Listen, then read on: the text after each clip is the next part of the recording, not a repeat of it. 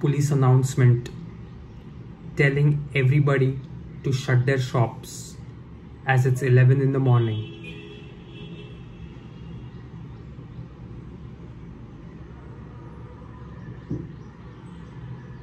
I'm frustrated even with the idea of making this video. That's how frustrated I am. The overall situation is depressing. We are deep into this tunnel and we are searching for a ray of light, but it's nowhere to be seen.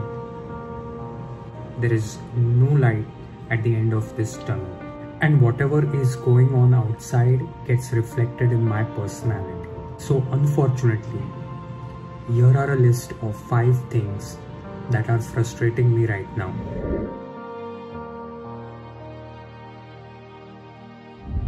Before getting into this video, please feel free to hit the like and subscribe button on my channel and post some comments on my video.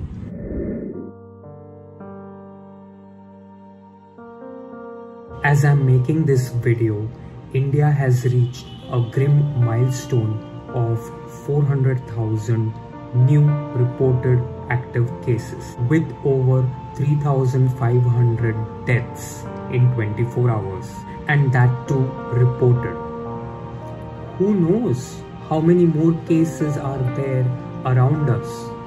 Who knows how many more deaths have taken place? People who are exhibiting severe symptoms are frantically running from one place to the other, looking for a hospital bed, oxygen, ventilator, and other medical supplies. And mass cremations happening in crematoriums, and sadly, people cannot mourn over the deaths of their beloved. It's frustrating.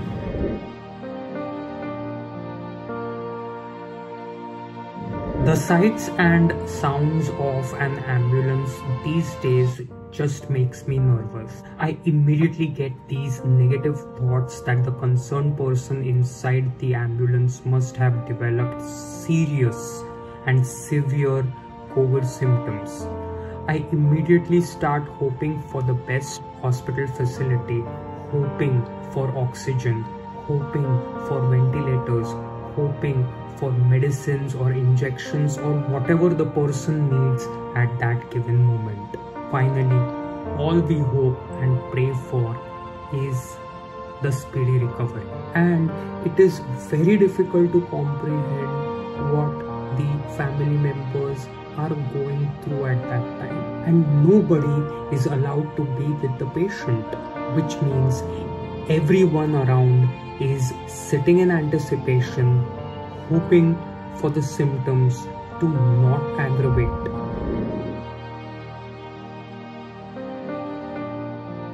As we speak, vaccinations are open for people 18 and over, which forms a majority of the population. Servers crashed. Registration was a big problem.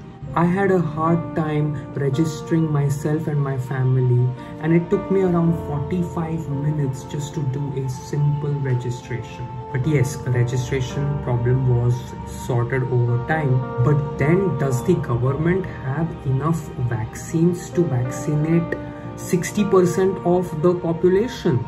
I mean, what's the point of this big announcement of vaccinating everyone 18 and over when there are no enough vaccinations or vaccinating centers for the same? Even though my family is registered for vaccination, we cannot select the date and the vaccination center.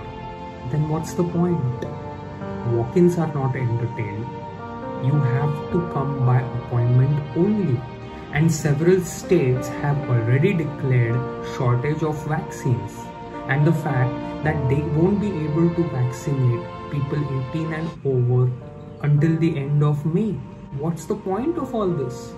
Why did India export the Make in India vaccines to other countries? Why not citizens first? And today, India is begging for other countries to give us their vaccines. I mean, This is chaos. The government should be answerable to this.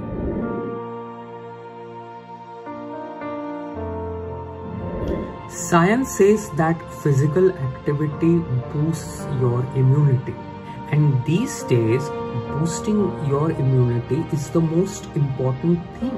There are a lot of these immunity related conversations that happen between people, but because of the current condition, all we have to do is stay indoors, and that's not gonna help boost our immunity. Gyms are closed, fitness centers are closed, swimming pools are closed. How can we build strength? How can we boost our immunity if there is no physical activity?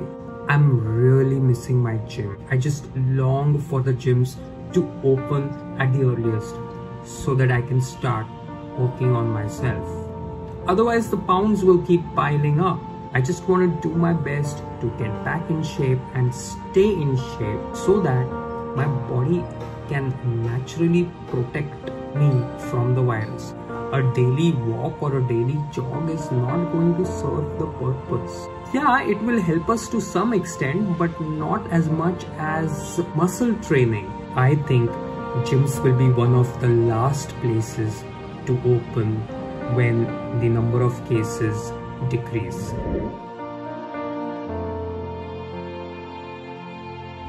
Lack of travel has messed up our lives. My wife is working from home since March 2020. She's not even gone to her office since then.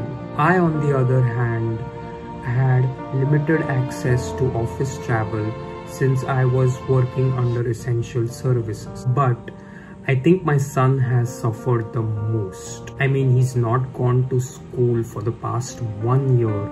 The only respite that he got was from outdoor playing in the evenings and maybe a short drive on a Sunday. And because of the rising number of cases, kids are not even allowed to go downstairs and play. During my son's summer vacation, the three of us used to go on a 10-day holiday. But we haven't been doing that for the past 2 years. And my son keeps asking, let's go out, where should we go? And unfortunately, we have to tell him that because of Corona, we cannot go. I mean, we are still allowed to travel. We can board a flight and fly anywhere we want to. But who's gonna take the risk? Because of the pressing conditions in India, certain countries have suspended all of their flights to and from India. And even if we choose to travel, who's going to stay in a hotel quarantine for 7 days after we come back? It's not worth it.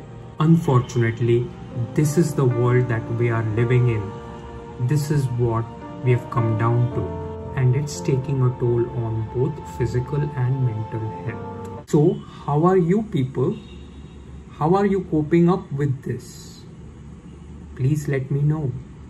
And do like and subscribe to my channel so that I can continue to grow. All I want to say is stay healthy, stay safe, and I shall see you in my next video.